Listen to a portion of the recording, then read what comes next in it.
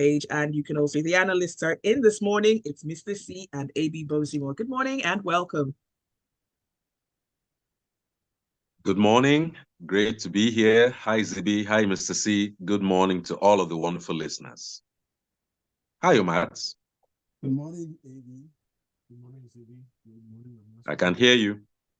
Good morning, AB. And good morning, Lagos. All right, let's pick up the papers this morning by letting you know you can have your say by getting us your thoughts onto 0809 444 0981. You can also catch the live stream on youtube.com/smooth981 FM in Lagos. Let's go over now as we see the Punch newspaper. And whose call is this? This one goes to Mr. C. Mr. C picks up this one for us, the Punch newspaper, where it says the federal government to receive 2.25 billion US dollar World Bank loan June 13. And so, should we be happy about this one? And how much? What do we do with this one when it comes?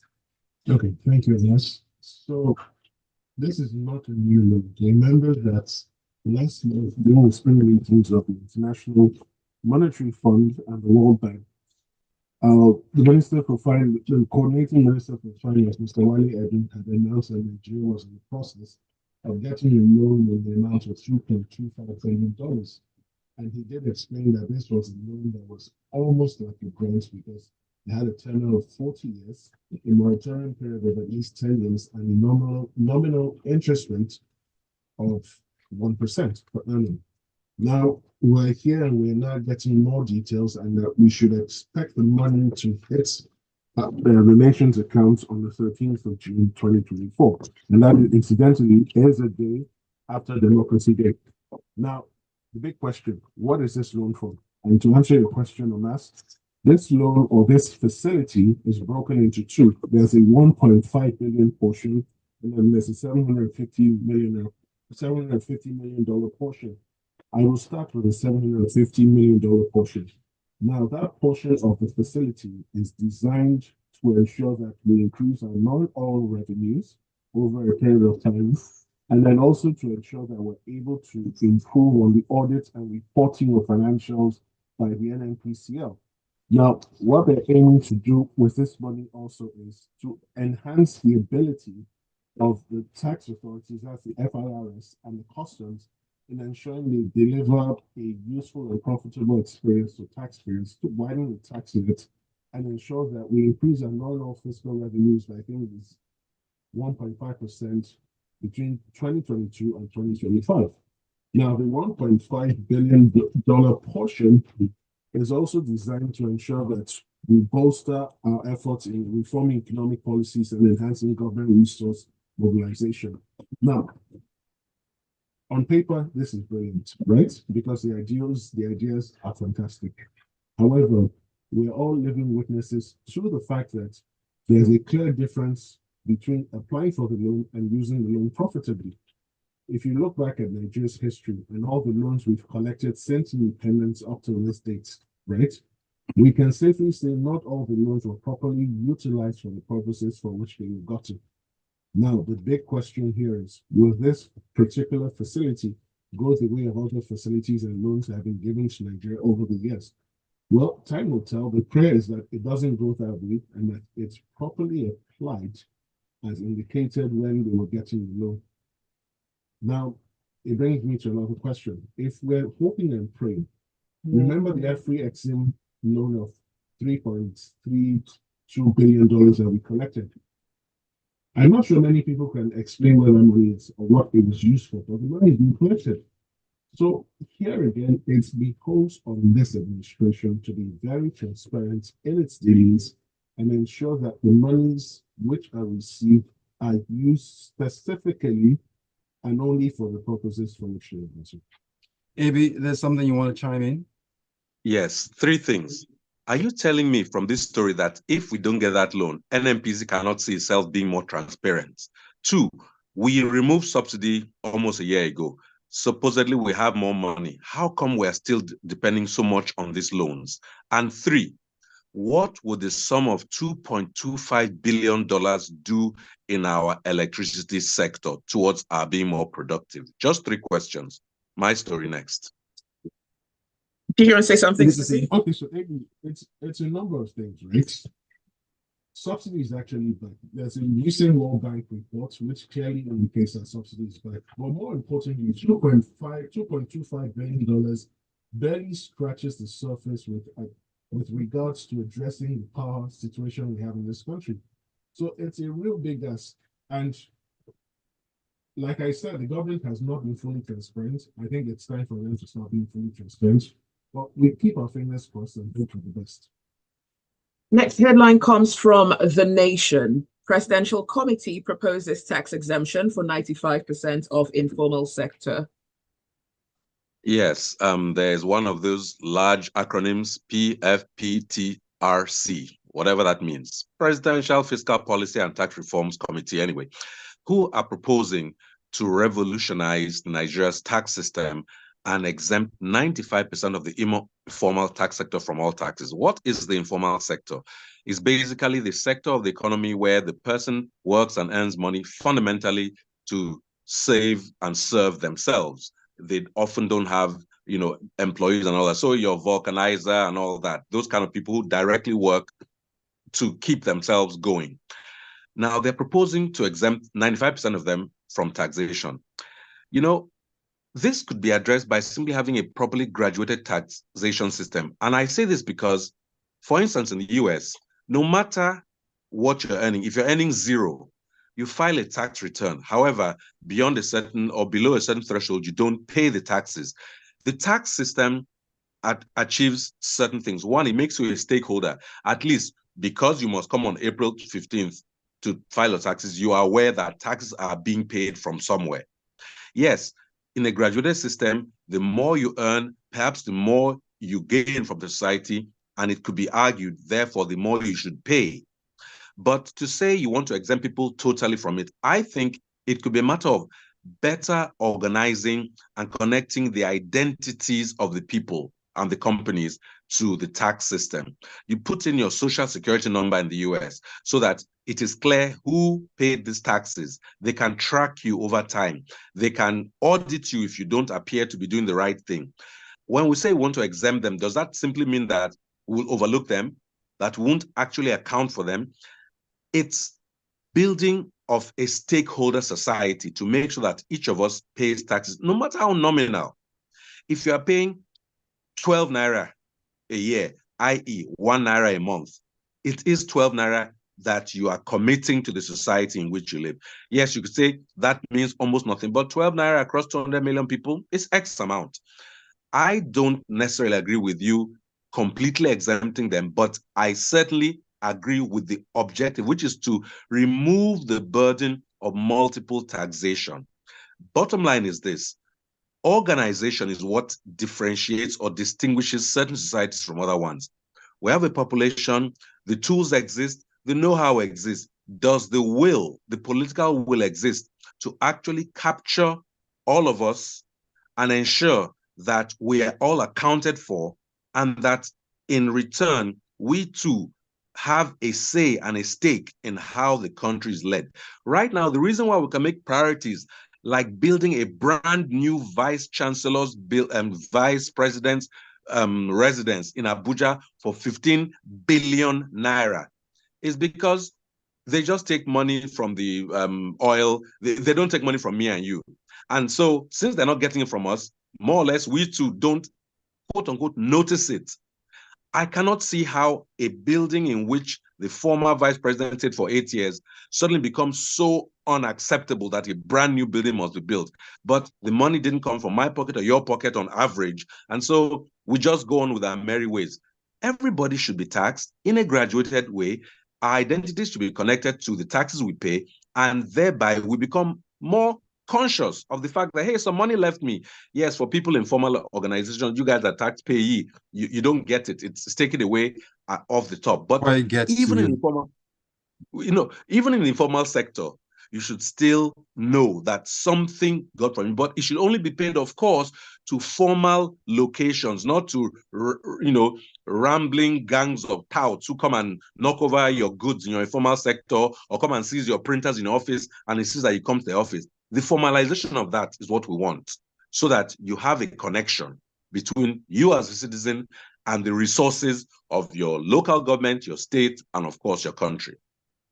That takes us to the Vanguard newspaper. Mr. C, we go over here the Vanguard newspaper headline. Military uncovers 50 illegal refineries in Bayelsa Forest. As you help us dig into the story, link this up to the fact that we're just coming out of an incident somewhere around Okwama in Delta State and then seeing this. Is this like the operation going all out to make sure they stamp these illegal refineries in that area? Okay, thank you, Matt. So the story indicates that according to the military Joint Task Force in Niger Delta, Operation Delta Safe, that 50 illegal refining sites were uncovered. Now, this is really incredible, given the fact that not a single human being was arrested. So it begs the question, what exactly are they trying to stop? Because I find it inconceivable that an operation presumably conducted during the day when this site should have been in operation, you didn't get anyone. Now, Okwama, they were accused of illegal refining. We still don't have the true clear picture of what transpired. We do know that soldiers in the Nigerian military were unlawfully killed and our thoughts continue to go out to their families. But the truth of the matter is this. Something is simply not clear about the nonsense going on in the Niger Delta. And the military, the naval authorities cannot continue to pretend that they don't know anything about this. Each time they're either destroying the site or seizing the product.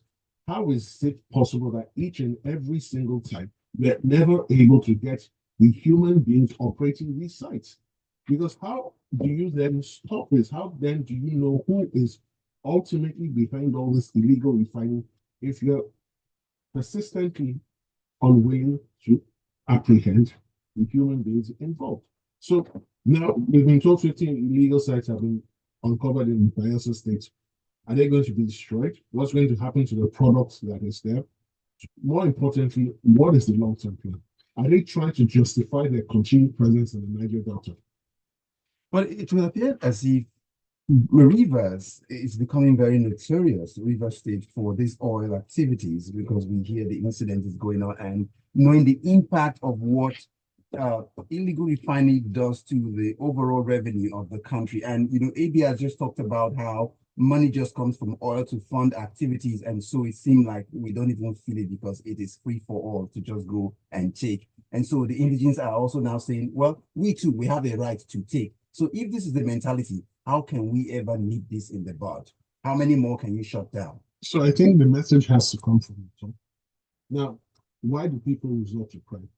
In some cases, it's because there's no legitimate and lawful means of earning a livelihood. If there was such opportunities, some people would not resort to crime. Now, we can't rule out the people who are just predisposed to a life of crime. But more importantly, the message I insist that maintain must come from the top, because it is clear that without the connivance and assistance of people at the top, a lot of this illegal refining simply cannot go.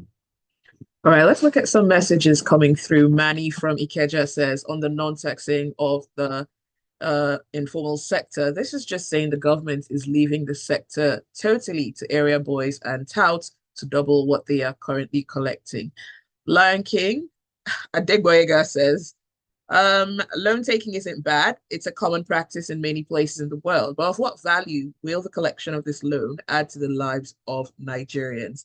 You're listening to Freshly Pressed on Smooth 98.1. Stay with us. The conversation continues shortly.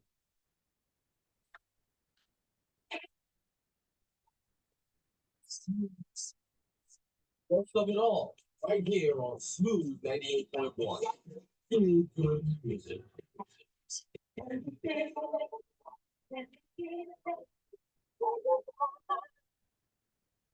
You are an orchestra. Watching you move, it's like listening to a symphony of body parts directed by a maestro.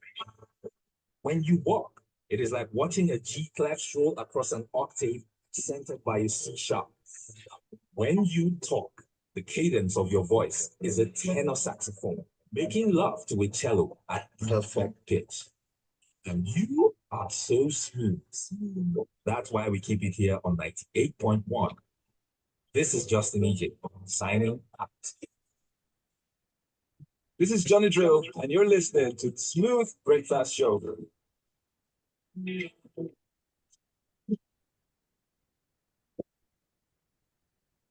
We're Smooth 98.1 FM. We're still picking up the papers. First, expecting to read more of your messages if you send it reacting to the headlines this morning onto 0809 444 0981. You can also catch the live stream on youtube.com/smooth91fm Lagos. AB, the paper before you. Military plans Invictus Center to aid wounded soldiers' recovery. And this is coming from Punch. Yes, the DHQ, the Defense Quarters, unveiled plans for the construction of the state-of-the-art Invictus Center to facilitate complete recovery and rehabilitation of wounded soldiers and veterans of the Armed Forces of Nigeria. First and foremost, any and everything that can be done must be done to ensure that the security personnel who put themselves at risk for the rest of us are properly treated during and after their service, especially when they have physical injuries and sometimes even mental PTSD kind of injuries. So the notion is phenomenal, it's appropriate, it's overdue. This unveiling of this concept was done during a reception to honor the Duke and Duchess of Sussex, Prince Harry and Princess Meghan, who came on a private visit recently. Now, this, as I've said, is the right thing, even overdue, for the right reason. How are our veterans and our serving soldiers treated right now? This center, I imagine, to be world-class, will take a minimum of anywhere from 12 to 24 months to complete. In the next 12 months, how are our veterans being treated? In the past 12 months, in the past 64 years, how have they been treated? Again, it's a great thing, and there's nothing as good as somebody having a policy that kind of sharpens attention. Like, this Invictus Games is a known thing. The Prince Harry does it around the world, part of the Commonwealth, blah, blah, blah. Great. But I always say it shouldn't take him or anyone coming for us to recognize how important it is to treat those who serve in roles that the rest of us have neither the ability, the tenacity, or the strength to do. We should not need an Invictus Center only, because I imagine it would be in one place, but there are 36 states and 36 states and FCT.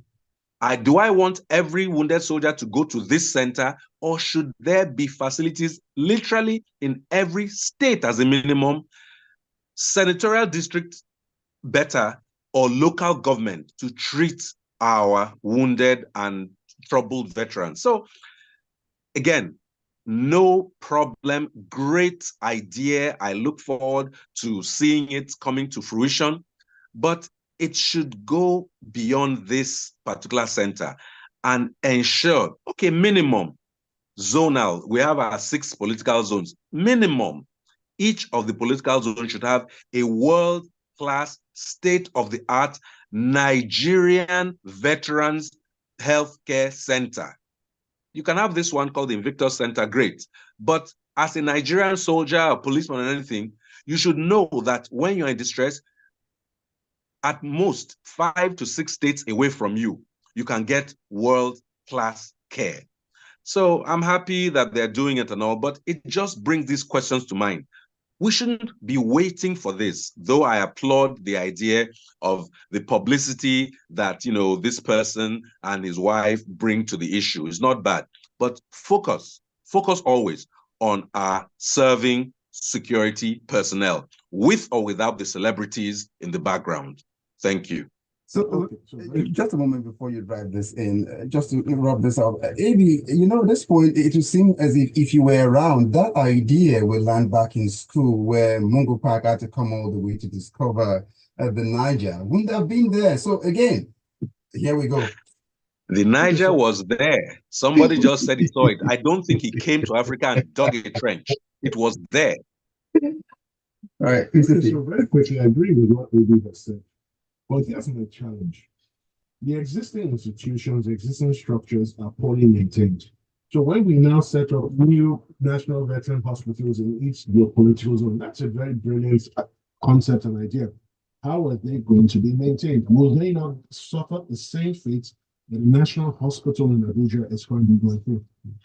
Oh, by the way, you mentioned the hospital. Just to throw this in there, a former minister said he woke up from coma to pay his fee for treatment before he could get treatment again. But that's just an aside. Let's move on. So other issues. I saw that.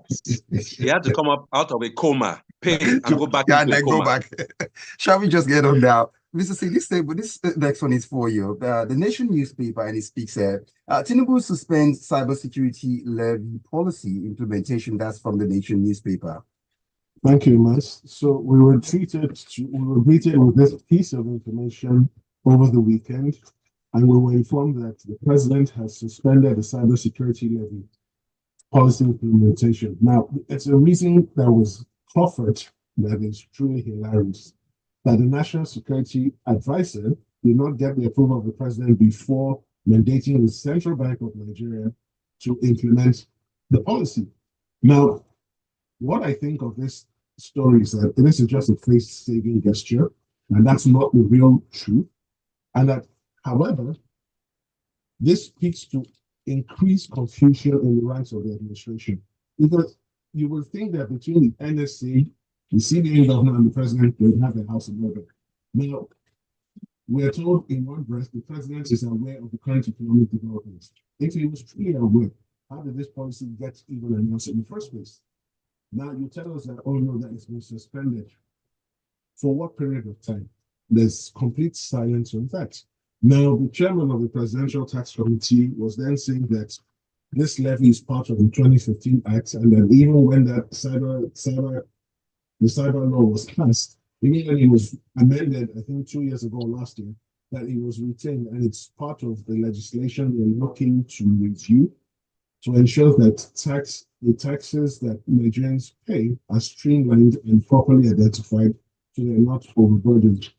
Well, long story short, in summary, this is a very poor face-saving measure, and it questions the level of cooperation and interaction between the various ministries, departments, and agencies.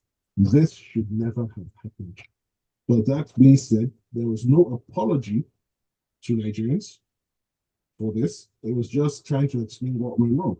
And you cannot govern properly this way. The people are your employers, and you have to be responsible and accountable to them at all material times. And even if it means apologizing 1,000 times, a million times, so be it. Just before we go, look at this from this angle. Now, in terms of governance, the outcry that came after that announcement, now leading to, if this is the suspension, would that also be responsiveness also in leadership? No, so if what you're saying is true, then you should announce the cancellation. They just announced the suspension. So you have to apologize for putting people through needless trauma. So, Abby, let's look at some of the messages coming through. Ajayi says, it's unfortunate that this government has continued in the unrestrained borrowing tradition of its predecessor, even as there is nothing to show for it. Veronica says, so the government has somewhat decided to leave the informal sector to the area boys. And another comment from Veronica says, it was nice to have Harry and Co to visit, but to me, the government just had a certain of a show for the optics as to what the reality towards our veterans really is. Adegboyega says it's not Uhuru on the discontinued decision of the FG on cybersecurity levy. Nigerians should be watchful and focused. Nigerian politicians have adopted many ways of sucking the life out of Nigerians. If one way is blocked, then they just find another way to get back on the citizens. So we must be watchful and vigilant. All right. Next headline comes from Punch. Customs China signed MOU on economic growth. You know, I see a story like this and I wonder what's new. There's an MOU that's supposed to foster bilateral relationships and enhance economic growth. The customs is signing. Maybe we have a minister of all those international and foreign affairs. The customs, are they not under a certain ministry? How is the customs alone signing an agreement with China? China is a country. Customs is an MDA. I don't really understand how that really works, but it's one of those things that's supposed to enhance. No, customs. I'm sorry? The Ministry of Finance. So the Minister of Finance should have signed an agreement, not the Comptroller General. That's my thinking. It's interesting to me, but I don't claim to be an expert on those niceties. So this is supposed to boost countries' import-export operations and favor the micro, small, and medium enterprise in Nigeria. Again, a good notion, a good, intent. It all boils down at the end of the day to organization. And I say this because my father always says one of the worst things about Nigerian mind is that word, ego better. On average, nothing gets better without effort, maintenance, and attention. Take a garden. If you don't weed it, it will become overgrown.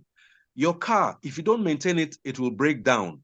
Nothing about Nigeria go better if we don't take the time to organize society. So it's great to talk about increasing this trade relationship and all that with China and other parts of the world, I imagine.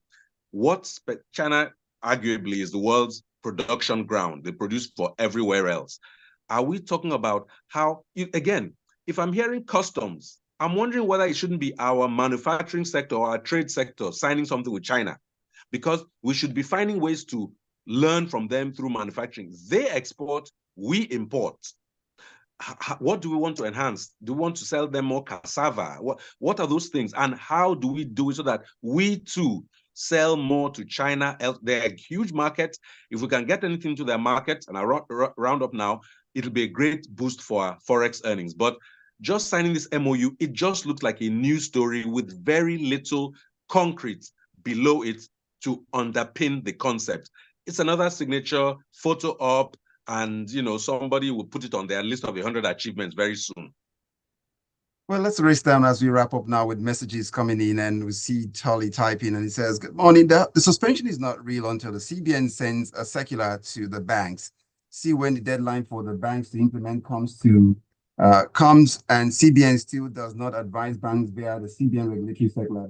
Don't be shocked if we still get charges called cybersecurity levy. Banks do not want CBN penalties. 2% of turnover is the penalty. Too much in the era of capitalization." And Abbas comes up saying, cancellation of an act that was passed by National Assembly. Okay, well, what's this? What the customs signed before, saying it should have been a minister's duty. Abbas, a message there. Well, let's final message from Tayo. Kaya says, public officers always wanting to outshine ministers, nothing new. Safe journey to Harry and Meghan. Thank you, Abbas, for that. I could not finish my message.